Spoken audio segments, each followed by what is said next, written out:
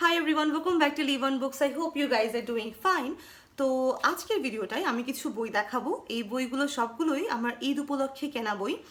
আর আমি অনেক দিন বাদে আমার বাবার সাথে আমার ছোটবেলার পছন্দের বইয়ের দোকানে গিয়েছিলাম। তো সেখান থেকে আমি কিছু বই কিনে এনেছি। তো সেই বইগুলোই আজকে দেখাবো এবং সেগুলো নিয়ে কথা বলবো। আর চেষ্টা করব সেই দোকানটার কিছু ঝলক আপনাদেরকে দেখিয়ে দেবার। যেহেতু আমি অনেক দিন পর দোকানটায় গিয়েছিলাম, দোকানটা এখনও আগের মতোই আছে, বাট অনেক কিছু নিয়ে কথা বলতে আজকে ইচ্ছা করছে। ছোট শহরের বইয়ের দোকানগুলো, সেখানে পাওয়া বইগুলো, বইয়ের ধরনগুলো, সেসব নিয়ে আমরা কথা বলবো আর বইগুলোও দেখবো। আজকে আমি 5টা বই দেখাবো, যে 5টা বই আমি কিনেছি। আর চলেন আর সব কিছু দেখানোর কথা বলার একটু চেষ্টা করব। আচ্ছা, তো প্রথম বইটা হচ্ছে ওয়েস্টার্ন সিরিজের এই বইটা। বইটা হচ্ছে Old Yeller and Heaven Has No Favorites. আমি জানি না দেখা যাচ্ছে কি না, এভাবে দেখা যায় সম্ভবত। আচ্ছা, তো এই বইটা কেনার পেছনের কারণ হচ্ছে কি, আমি নিজে ওয়েস্টার্ন সিরিজের এই নিউজ প্রিন্টের ছোট বইগুলো কিনে পড়িনি। হয় স্কুলের লাইব্রেরিতে পেয়েছি, নাহলে কোনো ফ্রেন্ডের থেকে পড়েছি, আত্মীয়র থেকে নিয়ে পড়েছি, এরকম একটা অবস্থা। অ্যান্ড আমি কখনোই ওরকম ওয়েস্টার্ন সিরিজের চরম ভক্ত ছিলাম না। বাট আমার এখন এসে বাচ্চাদের বই দেখে বাচ্চামি করতে মন চায়। তো মনে হলো যে একটু টিনেজের বইগুলো পড়ে দেখা যাক। তো একটা বই আমি নিয়েছি, এখানে দুটো বই একসাথে আছে, Old Yeller and Heaven Has No Favorites. তো রূপান্তর করেছেন মারুফ হোসেন এবং অরিজিনাল অথরের নাম হচ্ছে এরিক মারিয়া রেমার্ক। চলেন আমরা বইয়ের কাহিনীটা একটু পড়ে আসি। ওল্ড ইয়েলারের গল্পটা হচ্ছে, একটু পড়ে শোনাই, হ্যাঁ। এ কিশোরের গল্প। কৈশোর সবে ছাড়তে উদ্যত হয়েছে যাকে। সেই সময় সল্টলেকের মতো এক বুনো অঞ্চলে টিকে থাকার সংগ্রামে নামলো এই দুঃসাহসী কিশোর। একা। অস্ত্র বলতে শুধু একটা আদিম বন্দুক। কেবল বাড়িঘর আর ক্ষেত খামারই নয়, মা আর ছোট্ট ভাইটিকে সামলানোর দায়িত্বও তার উপর। পাশে এসে দাঁড়ালো ওল্ড ইয়েলার। শুনেই মনে হচ্ছে একটু adventure mystery kind of a thriller, right? একটু অ্যাকশন থাকতে পারে, সেরকম একটা গল্প। আর হেভেন হ্যাজ নো ফেভারিটস এটার মধ্যে যেটা লেখা, লিলিয়ান ডানকার ঘাতক রোগে আক্রান্ত স্যানিটোরিয়ামের চার দেয়ালের ভেতর বন্দি লাস্যময়ী তরুণী। বরফের শীতলতায় যেমন উষ্ণতম এক সত্তা ও বন্দিশালা থেকে মুক্ত আকাশে ডানা মেলে উঠতে চাওয়া এক পাখি। আচমকা একদিন লিলিয়ানের বন্দিশালায় আগমন ছন্নছাড়া রেসিং কার ড্রাইভার ক্লারফেটের। গল্পটা বিশ্বযুদ্ধের নিষ্ঠুর ঘা খাওয়া এই মানুষ দুজনের। গল্পটা জীবনের প্রতিটি অলিতে গলিতে উকি দিতে চাওয়া দুজন মানব মানবীর। গল্পটা মাথার ওপর মৃত্যু পরোয়ানা নিয়ে জীবনের অর্থ খুঁজে চলা দুজন মানুষের। এবং গল্পটা ভালোবাসার। তো আমি এই কম্বিনেশনটা দেখেই মূলত দুটো বই উঠিয়েছি। একটা একটু অ্যাডভেঞ্চার থ্রিলার কাইন্ড অফের, আর একটা একটু লাভ স্টোরি কাইন্ড অফের। So I think I will enjoy this. আমার যদিও নিউজ প্রিন্ট পড়তে আমি খুবই স্কেপটিক্যাল, আমার কেন জানি আমার পড়া আগায় না এই টাইপের প্রিন্টে, but still I thought of like giving it a shot. So I took that. Okay, then যে বইটা আমি কিনেছি সেটা হচ্ছে মৃন্ময়ীর মন ভালো নেই, হুমায়ুন আহমেদের এই বইটা। আমি একটা ভিডিও করেছিলাম, যেই ভিডিওর কমেন্টে কোনো একজন আমাকে জানিয়েছিলেন আমাদের সাদা বাড়ি বলে একটা বই আছে, ওই বইটা পড়তে। আমাদের সাদা বাড়ি আমি অনেক আগে পড়েছিলাম, আমার হয়তো মনেও নাই আমি কি পড়েছি না পড়েছি, বাট আমি রিসেন্টলি ওইটা কিনে আবার পড়েছি। এবং সবচেয়ে দুঃখের বিষয় কি, আমার শেলফে যে কটা বই হারিয়ে গিয়েছে, মানে মানুষ নিয়ে গিয়ে আর ফেরত দেয়নি, তার সিংহভাগ বই হুমায়ুন আহমেদের। আমার মনে হয় উনি বেশ পপুলার, ওনার লেখা খুব ইজি গোয়িং, সবাই পড়তে পারে। এই টেন্ডেন্সি থেকেই যারা হয়তো বাসায় ঘুরতে এসেছে কখনো কখনো বাচ্চা কাচ্চা সমেত বা নিজেরাই, বই নিয়ে গিয়ে আর ফেরত দেয় নাই। তো আমার কেনা অনেক হুমায়ুন আহমেদের বই আমি এখন আর খুঁজে পাই না। আমার মনে হয় মৃন্ময়ীর মন ভালো নেই বইটা আমার পড়া, তবু আমার একদমই স্টোরি মনে পড়ছিল না। তো সেখান থেকে আমি এই বইটা নিয়েছি, মৃন্ময়ীর মন ভালো নেই এইটা। আর বাই দ্য ওয়ে আমি মেহেদি দিয়েছি এবার, অনেক বছর পর। এটা আমি নিজে দিয়েছি, এটা আমাকে দিয়ে দিয়েছে। আপনারা কি মেহেদি দিয়েছেন এবার? যাই হোক, ওকে। তো চলেন, তারপরে যে বইটা আমি কিনেছি সেই বইটা হচ্ছে গিয়ে নির্বাসন, সাদাত হোসেনের এই বইটা। আচ্ছা, এইটা পেছনের গল্পটা একটু বলি যে এই বইটা আমি কেন নিয়েছি।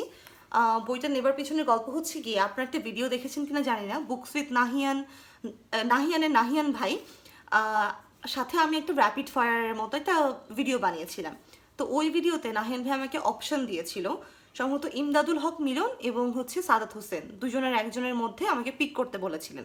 এবং ওই ভিডিওতে আমি বলেছিলাম যে আমার একজনকেও ভালো লাগে না, বাট যদি পিক করতেই হয় তবে আমি সাদাত হোসেনকে পিক করব।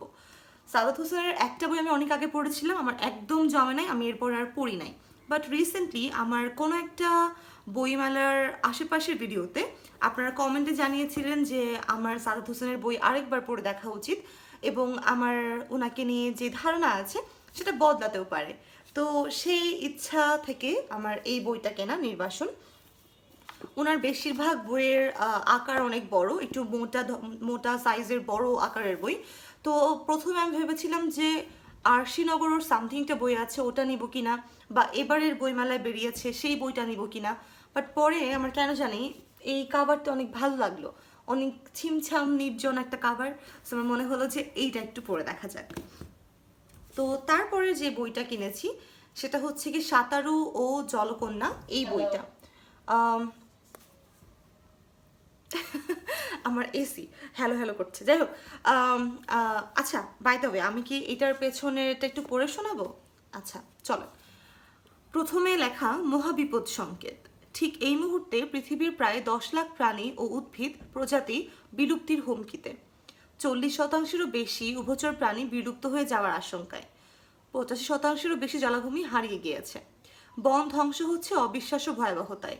জাতিসংঘ হুঁশিয়ারি দিয়ে বলেছে যে পৃথিবীর প্রায় 1/4 প্রজাতি বিলুপ্ত হয়ে যেতে পারে মানুষের অপরিকল্পিত উন্নয়ন কর্মকাণ্ডের ভয়াবহতায়।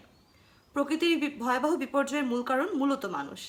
এখনই সময় সতর্ক হওয়ার, এই মুহূর্তেই। এটাই লেখা পিছনে, এবং আমি এটা দেখেই বইটা কিনেছি। আমি কি ক্লাইমেট এনথুজিয়াস্ট জানি না। আচ্ছা, তারপর যে বইটা সেটা হচ্ছে সাঁতারু ও জলকন্যা, এই বইটা আপনারা অনেকেই জানবেন যে আমার die hard fan of Shirshendu Mukhopadhyay, এবং ওনার সবগুলো বই আমার এই জীবন দশায় পড়ে দেখার ইচ্ছা আছে। আমার মোটা বইগুলো ওনার পড়া হয়েছে, বাট ওনার ছোটো ছোটো যে বইগুলো আছে, যেরকম চোখ আমি গত বছর পড়েছিলাম, ছোট একটা বই। তারপর তীরন্দাজ পড়েছিলাম। তো ওরই ধারাবাহিকতায় আমি এই বইটা কিনেছি। এটা যদিও লোকাল একটা প্রিন্ট, খুব সুন্দর কাভার বা এরকম কিছু না, বাট আমি একটু পড়ে দেখতে চাই কেমন লাগে আমার, তো সেখান থেকে এই বইটা কেনা। আর তারপর যে বইটা কেনা সেটা হচ্ছে রুমালি।